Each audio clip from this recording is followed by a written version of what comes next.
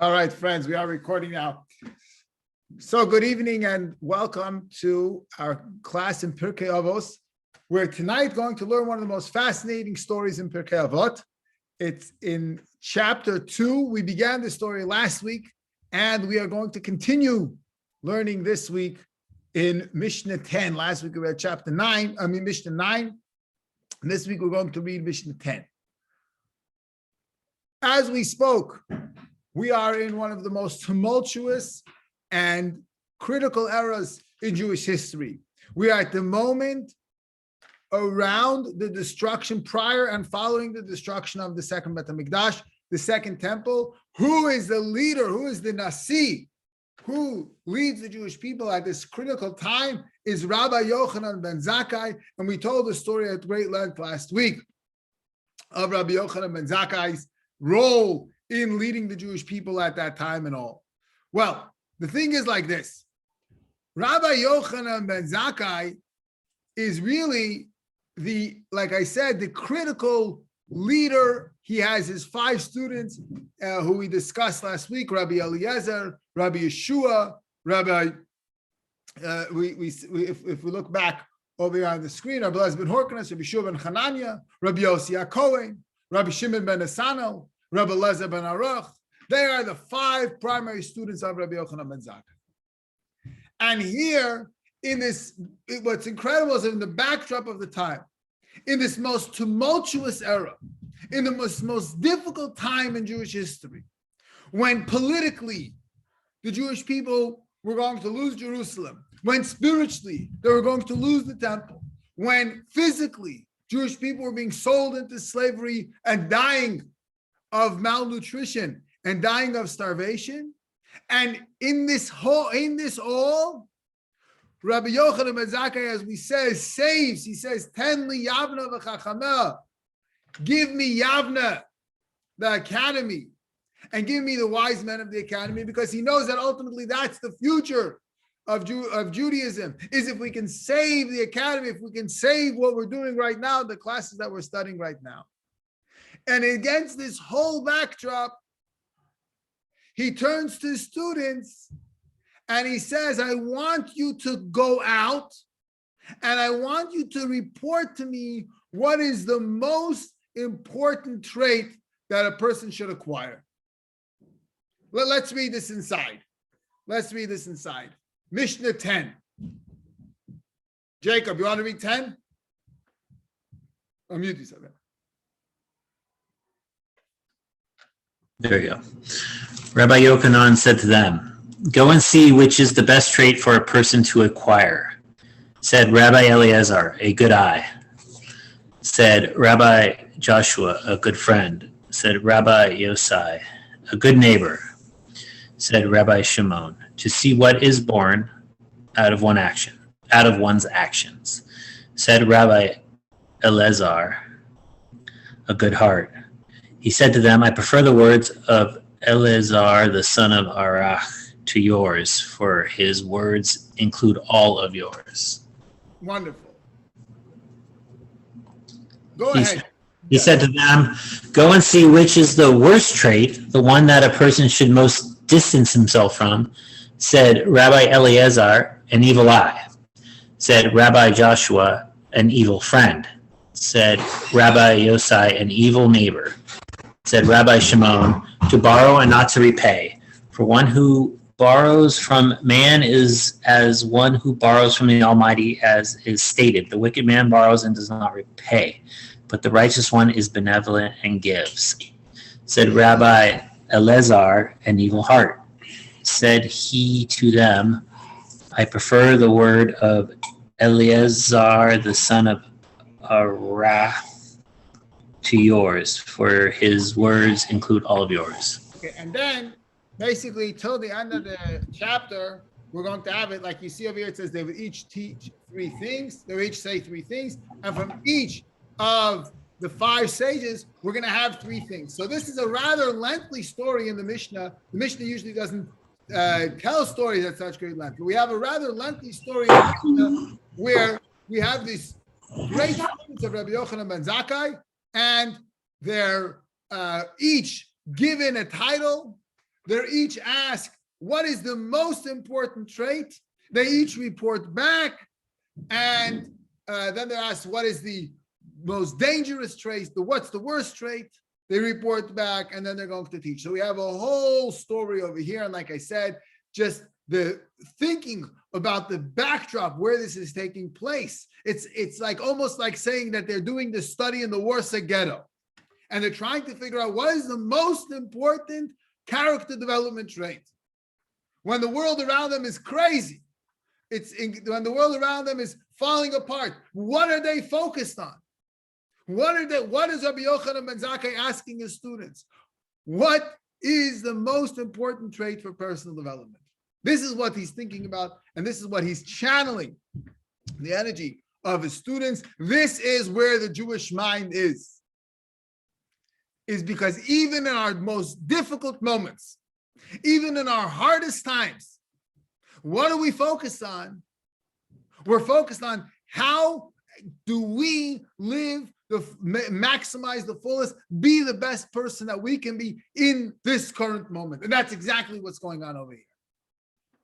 So let's go back to the beginning of the Mishnah, because we have essentially 5 students and each bringing his own gift with a foundational trait. Let's talk about that. Mishnah 10, again from the beginning, Rabbi Yochanan ben Zakkai said to them, he said, Su'u u're'u. He said, go out and see. Go out and see. Because Rabbi Yochanan ben Zakkai says, don't just tell me now. I don't want to hear what comes to your mind right away. Commentators say, because he turned to them and he said, you are the 5 prize students of Rabbi Yochanan ben Zakkai. You live the wholesome life. Go out. Go, and I want you to tell me what's the everyman capable of. What is the key for the every man and for the every woman if they have to focus on one area of personal development? Which should it be? And of course, they come back with 5 different answers, because there isn't necessarily one answer. This is a very personal, each person develops in their own way. And each of these traits are very fundamental and foundational, and the commentators say they build one on top of the other. So we have the first student comes back, Rabbi Eliezer. If you remember last week, we spoke about Rabbi Eliezer. He is the bor sud, she'eina ma'abed tipa. He is the cemented cistern that loses not a drop. He was the reservoir of Jewish knowledge. He knew at the time of the destruction. And remember, there's no books, there's no internet, there's no Google searches. So you need the Torah had to be held in the great minds and the great people. And Rabbi Eliezer is the reservoir. He holds the Torah. He contains the teaching in precise order and with the precise language. Borsu, the cemented cistern, she'eine ma'abed tipa, he doesn't lose a drop. Says Rabbi Eliezer, if there's one thing, when I went out in the street, if there's one thing that you should focus on, you should have a good eye. You know, we grew up over here, right in the Hillsdale neighborhood, just a block away from Wilson High. So when we were kids, our pastime was we used to go to Wilson High School and we would watch them play baseball.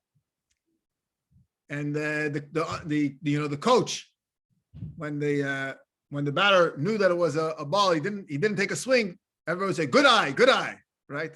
Good eye. You knew how to detect that it wasn't a strike. Hold up. But what is a good eye? What's a good eye? Help me out. What's a good eye? Seeing things in a positive way. Beautiful. Seeing the positive and everything. Very beautiful. Yeah. And thinking the best. Thinking The best of everyone, that they have the best intention and motivation. Wonderful. Looking, very nice. Anybody want to add? So the commentary. What is the best virtue? What is it? What is the best virtue? well, which one is the best? But Rabbi Eliezer says a good eye. What is a good eye? What is a good eye? So the commentators talk about, Sid, you seem like you want to say something.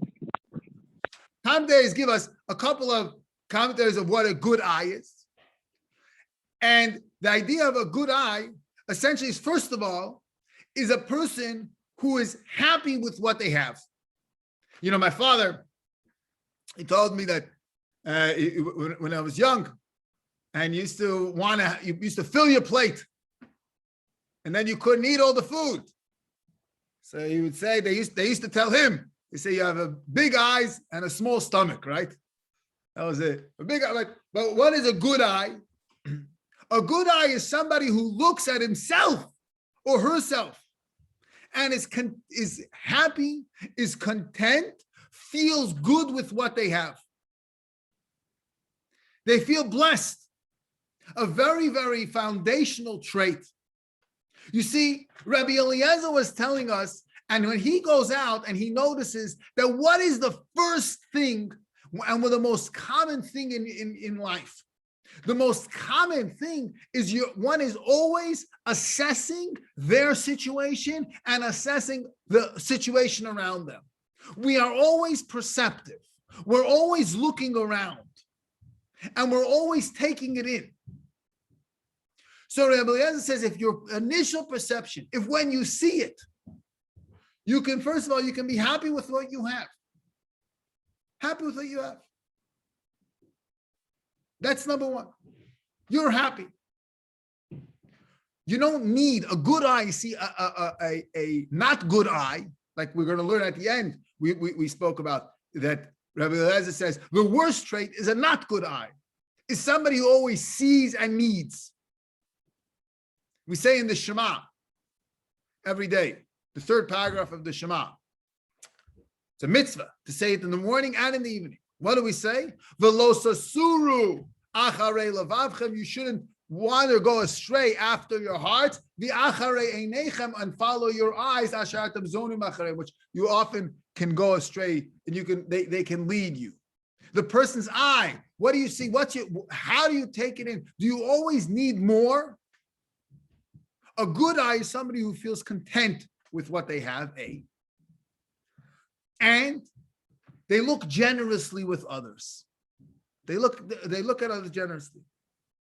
A good eye is not always jealous, doesn't always need what the other person has. I was talking with my kids by dinner tonight about the time I'm going to give this class, and we spoke about this Mishnah about a good eye. And I gave them the example. I said, you have a doll. You brought your doll to school, and it's old. You've had it for a couple of years. It's loved, like they say. Another girl shows up to the class, and she has a brand new doll with perfectly, curled hair and who knows what. And you're happy for yourself. You don't feel less than. Because you appreciate your doll is loved. It's special. It's meaningful to you. And it's all that you need. And you're happy for the other person. You don't always need more. Always need more. So to be generous in spirit, to be happy for others. Rabbi Eliezer says, if there's one character, if there's one midah, if there's one area that you should focus on, that is the key to self-perfection, the key to self-fulfillment, the key to serving Hashem, the key to fulfilling the soul's mission in this world, what you focus on, having a good eye. Because if you're always going to want more, if you're not going to be satisfied, there's another Mishnah we learn in Pirkei Avot. This is a theme, by the way, in Pirkei Avot. There's a Mishnah that says, Hakina, jealousy, V'hatava, and lust, V'hakavod, and seeking honor, Motziin et adam min olam. They drive the person from this world. They ruin your life. You always, you never have enough. Everybody else has better. Everybody else, what they have. By the way, this idea of having a good eye is so foundational that we have a Mishnah in chapter 5 of Pirkei Avot. So right now we're in chapter 3. So if I'm going to click on chapter 5, Mishnah 23, says the Mishnah, I'm sorry, 5.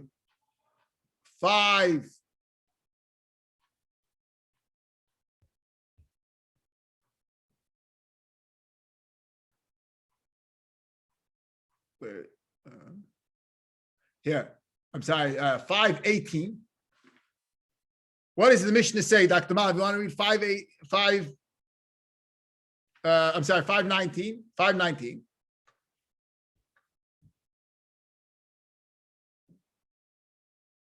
Oh, you're muted. Sorry. Okay. Go ahead. Whoever possesses the following three traits is of the disciples of our father Abraham. And whoever possesses the opposite three traits is of the disciples of wicked Bilam. The disciples of our father Abraham have a good eye, a meek spirit, and a humble soul. So, yeah, go ahead. Yeah, sorry. The disciples of the wicked Bilam have an evil eye, a haughty spirit, and a gross soul. Yeah, and this is the, of course, timely because this week we're reading the story of Bilam, so this ties in. And what is Bilam? He has an evil eye.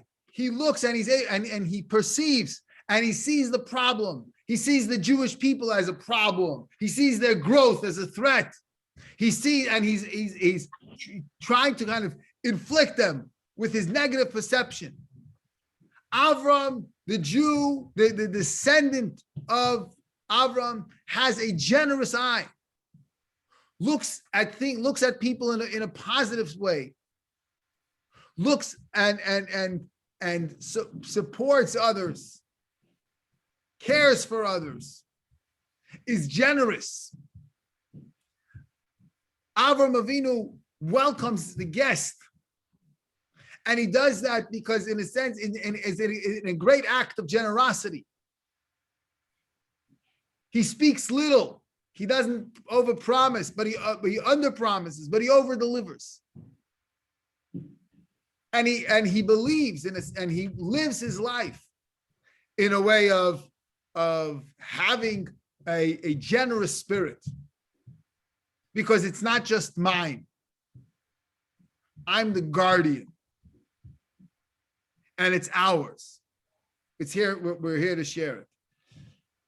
There's another Mishnah in Pirkei Avot in chapter 4.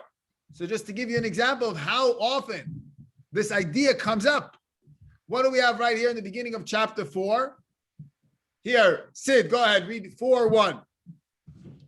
Ben Zoma would say, who is wise? One who learns from every man. As it is stated in Psalms 19:99, from all my teachers, I grow wise, for your testimonials are my meditation. Who is strong? One who overpowers his inclinations, stated in Proverbs 16:32. Better one who is slow to anger than one with might, one who rules his spirit than the captor of a city. Who is rich? One who is happy with his lot. As is stated in Psalms 128:2, if you eat of toil of your hands, fortunate are you, and good is to you. Fortunate are you in this world, and good is to you in the world to come. And there we see a theme. Who is rich? The rich man is the one who's happy with what they have. Because if one is not happy, they'll never be rich. And if one is happy, then they're rich right now. So the good eye. This is what Rabbi Eliezer's key to self-fulfillment is. Why is the good eye so happy? Help me out. Why is the good eye so important? Why is it so important? We've discussed what it is. Generosity of spirit. Generosity in general. Happy with what they have. Happy for others that they should have. Why is it so foundational? Well, I there's one point that I think that needs to be mentioned with all that there is the seeing the good in other people, right? Because we were just reading about Balaam. not seeing the good in other people, right? In this week's Torah portion, but to steal from Chabad.org, seeing good in life and in people and being optimistic and strong-hearted in the face of all adversity. Yeah. Yes. But why is this the foundation? Why is this the foundation? It's a foundation because unless you are self-satisfied, you can't really be a giver and create peace. Beautiful, very beautiful, very beautiful. You have to have, person has to be content. Beautiful. It's also a foundation because the thing is like this. What's your perception in life? A person's perception, the healthy perception, is that Hashem gives each and every one of us what we need, and he gives them what they need. And the whole idea of being jealous is antithetical to the belief in Hashem. It's one of the 10 commandments. Lo sachmot, not to covet, not to be jealous, because it's foundation, because each and every one of us are given whatever we need. We are given the talents we need. We're given the resources we need. We're given the opportunities we need. We have a unique purpose in life, a unique mission in life, and nobody can take that away. And it's not given to us by anybody other than Hashem. It's only given to us by Hashem. And Hashem gives it all to us. And he gives them what they need. So to live a life with this approach, with this foundation of knowing that you are given whatever you need, you have whatever you need, to find the joy, the sense of contentment, that's the foundation to it all. Removes the anxiety. It removes the sense of not being able, not being worthy. And Rabbi Eliezer, as you remembered, is the bar sud she'enei ma'abe tipa. Because he doesn't get angry, because he's not jealous, because he's not controlled by the small things of life, he is able to stay focused on the real purpose of living. And he is able to live wholesomely and live fully and not forget even one of the teachings of his teachers. Because we're taught that anger, frustration, anxiety, getting upset, these are the things that cause us to lose our minds, in a sense, to lose our sense of presence. And Rabbi Elazar is really able to maintain this at all times. All right. This is the first of the 5. Now, we're in the middle of this is chapter 2. What was the next? We have Rabbi Eliezer says a good eye. Rabbi Yeshua, what does Rabbi Yeshua say? A good friend. A good friend, he takes it a step further. You see, Rabbi Eliezer in this commentary tells Rabbi Eliezer starts the first step. You're always perceiving. You're always taking it in. You're always assessing your situation and other people's situations. And if you can do that with generosity, if you can do that with generous spirit, that's the secret to having the presence, like we said. Rabbi Yeshua says that's step 1. But Rabbi Yeshua says you need to go deeper. Don't just be generous. Don't just look generously at others. Be a good friend. What is a good friend? What's a good friend?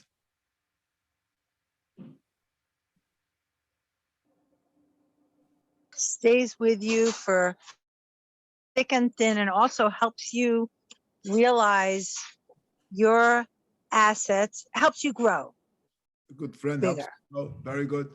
Very good. A good friend also, a good friend helps you grow. A good friend stays with you.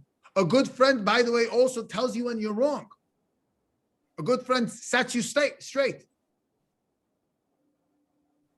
So Rabbi Yeshua says, don't just be generous. A good friend is an active friend. Is somebody who actively, intentionally engages in your life, calls you on your birthday, checks in when he knows that things are rough, visits you when you're feeling down, lifts you up.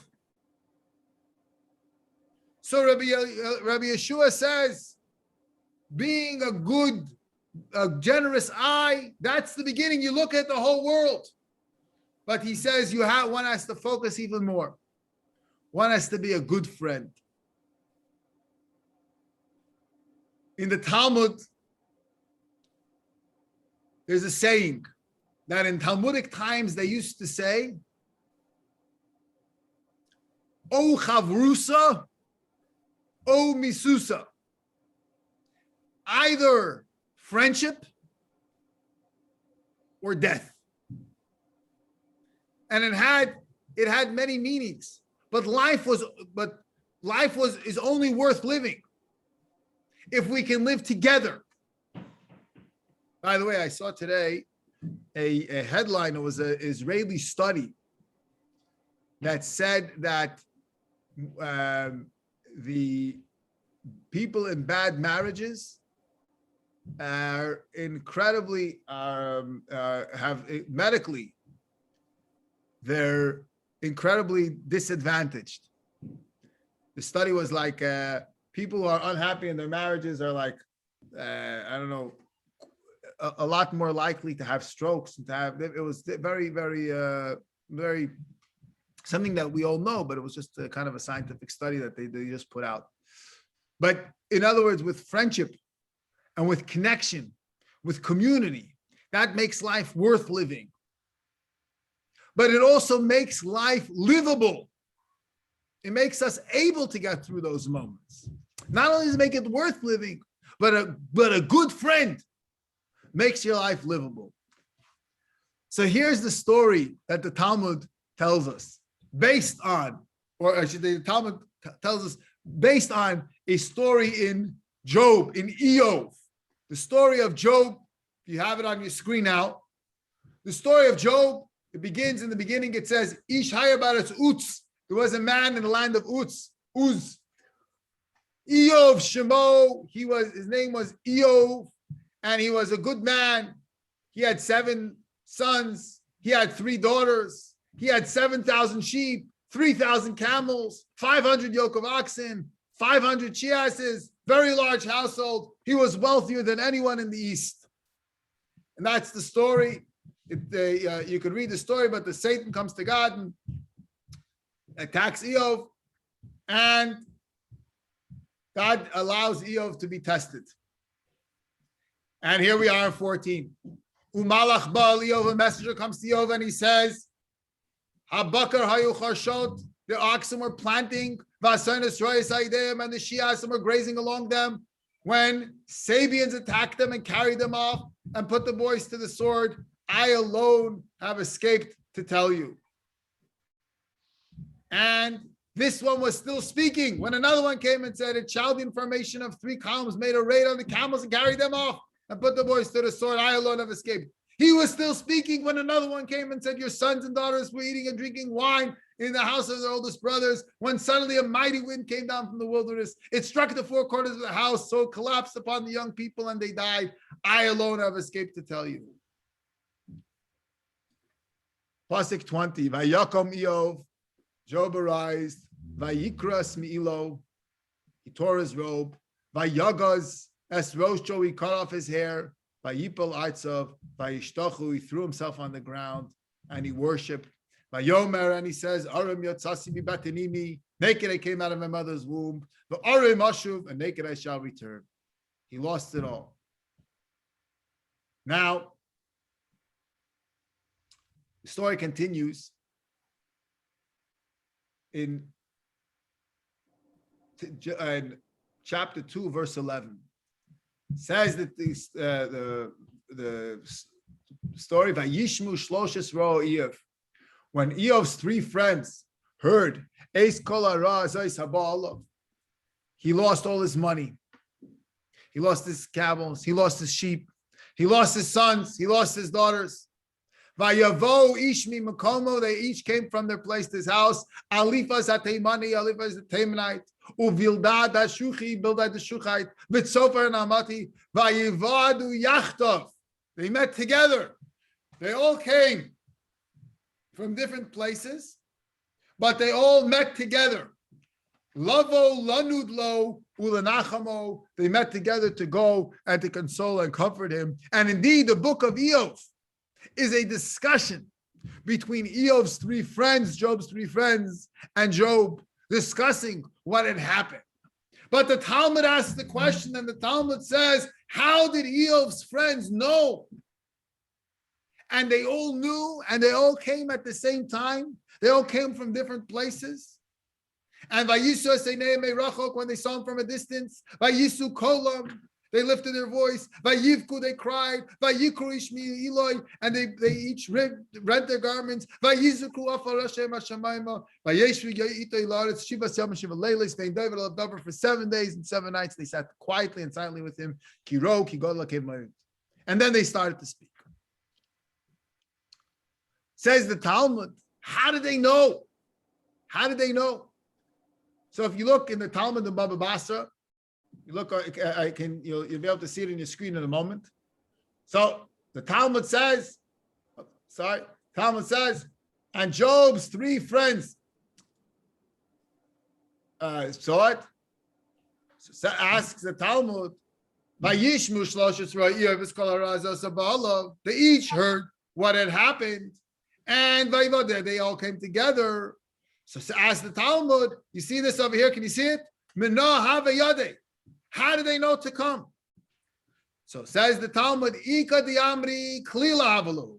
Some say that they had a crown. They had some crowns in their house that they were able to see. They were able to sense. They were such good friends that when one had trouble, there was an object in their house that reflected the trouble of the others.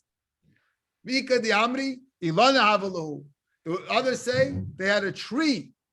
And when this tree withered, they knew Havayadi, they know that somebody was in trouble.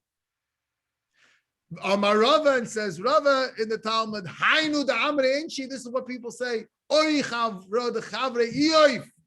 you're going to have friends like Eoif, Oy Misusa, or you're going to die. Only because in there was something in their environment. There was in their homes was a tree, a crown, whatever it was, but they were able to sense the pain of their dear friend Eov. And they come together and they arrive together. And in Eov's hardest moments, they're there for Eov. This is the power of a friend. The power of a friend is that when you're hurting, they know it, they sense it, and they show up, and they sit quietly with you, and they wait for you to speak, and then they engage with you. They didn't come and start lecturing him, judging him. They sat with him in his hardest and his darkest moments.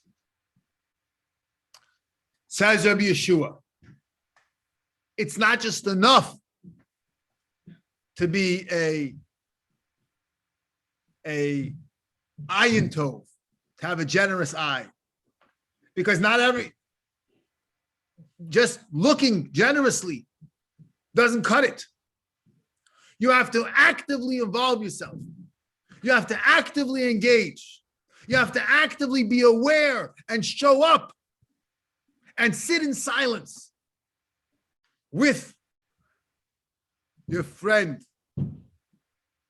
in their hardest moments. A good friend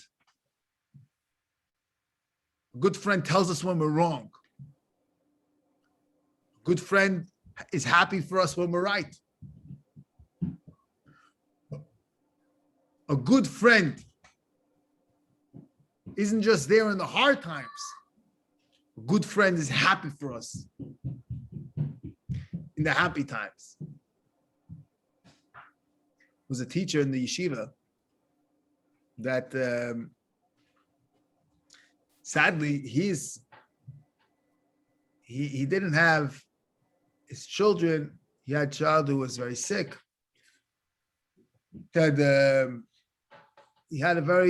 His family life was not so blessed. Had different illnesses, but he was so happy for every student when they would get married, when they would have a child. So it was so wonderful that even though he himself didn't have these opportunities, but he was able to be happy. Able to be happy for us. This is Rabbi Yeshua, the power of a good friend. But you know what Rabbi Yeshua says is the worst thing in the world? What's the worst thing in the world according to Rabbi Yeshua? A bad friend. A bad friend. Because a good friend will bring you where you need to go. And a bad friend will lead you where you don't belong. So Yeshua says the best thing in the world is to be a good friend. Have a good friend. Engage with other people. Be actively engaged. And the worst thing in the world is to mislead, is to be the bad friend and to be influenced by the bad friend. All right, let's go to the next comment. I have a beautiful comment in the chat. It says the Rebbe said, a friend is someone in whose presence you can think out loud without worrying about being taken advantage of. A friend is someone who suffers with you when you're in pain and rejoices in your joy. A friend is someone who looks out for you and always has your best interest in mind. In fact, a true friend is like an extension of yourself. That's very beautiful. Sid, thank you for sharing that. You said the Rebbe said, you have that. Is that a quote from somewhere? And if it is, please share where you quoted that. It's very, very beautiful. The power of a friend. The power of a friend. Okay. Rabbi Yossi says, oh, beautiful. Sid sent the link to everybody. A beautiful article. How many friends do you have? Thank you, Sid, for sharing that link. And I think you guys now see it on your screen. So that's beautiful. Thank you. Here we have the next. Next is Rabbi Yossi. Rabbi Yossi says, being a good friend is not enough. He takes a step further. What does Rabbi Yossi say?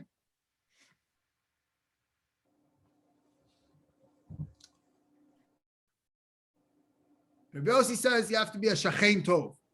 You have to be a good neighbor.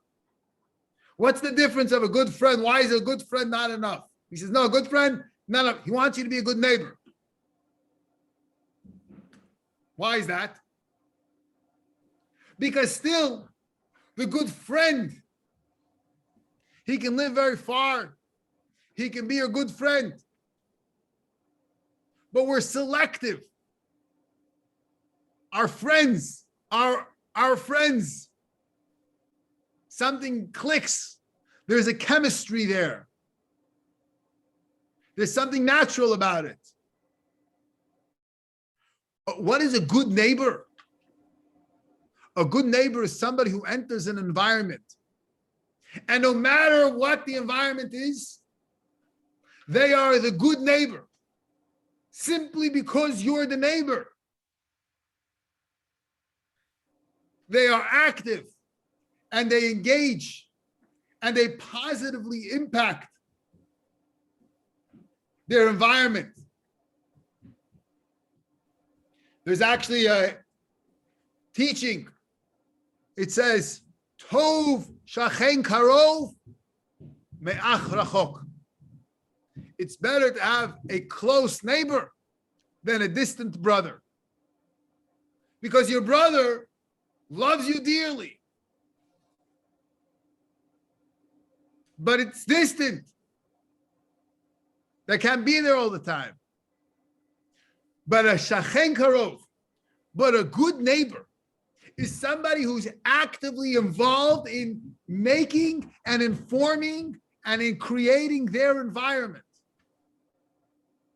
One of the things that the Rebbe time and again called upon us to do, to actively not just be subjects of our environment, but to actually form, to contribute, to make the environment, to shape the environment. Be the good neighbor. There's another saying in Pirkei Avot,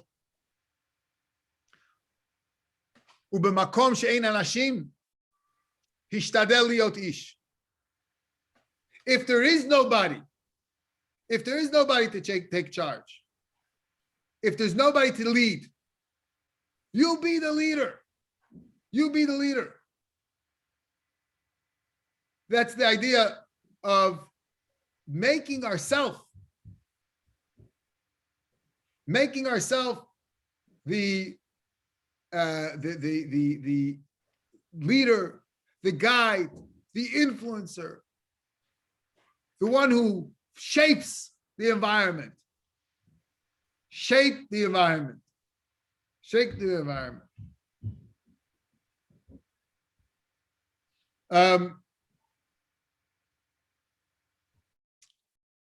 Then, after going back, I'm still going to go back to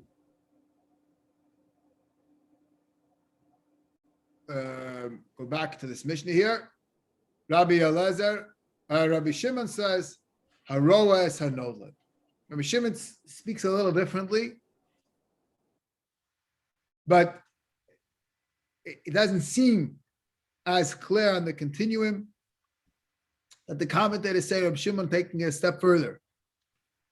And he's saying, in general, look towards the future. See the outcome of your actions. Shape, like we said, be generous, be a good friend, be a good neighbor. Always be cognizant of your every action. Always understand the impact of your every action. The power of a good morning, of a hello, of a how are you. The power of seeing, making people feel seen, people feel acknowledged. Those who are close to us or are far. And finally, Rabbi Elazar ben Aruch says, Leiv Tov. If one can go all the way in to the innermost parts of their heart, and if you can channel yourself to have a good heart, everything else will fall into place. You'll be generous. You'll be happy for others. You'll be compassionate. You'll be involved. For those who are close, for those who live in your area. If you can have a good heart, a wholesome heart.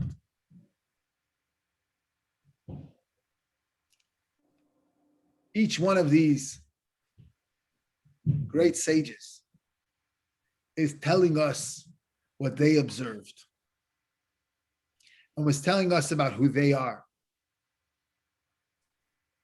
And Rabbi Elazar ben, I'm sorry, Rabbi Yochanan says to them, he says, Roani, Yochanan ben Zakkai says, Roani es divrei Elazar ben Aruch midivreicha. Shebachlal dvarav divreicha. If you can have a good heart, if you can have a good heart. I was asked, what's the difference between a good heart and a wise heart? There's a difference. A wise heart is wisdom. In this Mishnah, we're not talking about wisdom. We're talking about wholesomeness. We're talking about self-development. What is the midah? What should be my focus?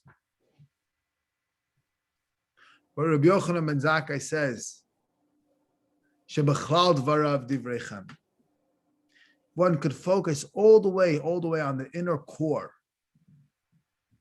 on their deepest recesses, on their innermost heart of being happy, being content, being happy for one's health, being happy for others, being compassionate, really caring, really deeply making a difference in their spaces. Shebachlal dvarav divreichem. One can have a good heart, He says, that's where Rabbi Yochanan ben Zakkai says we should focus on. Not because it's more important, because it leads to the other. One leads to the other. They're all very important. But he says, focus on the core. Focus on the essence. I'll share with you, I've shared this before, but there's a lot of focus in different communities, in different schools, a lot of focus on not talking Lashon Hara. Not talking Lashon Hara. Talking Lashon Hara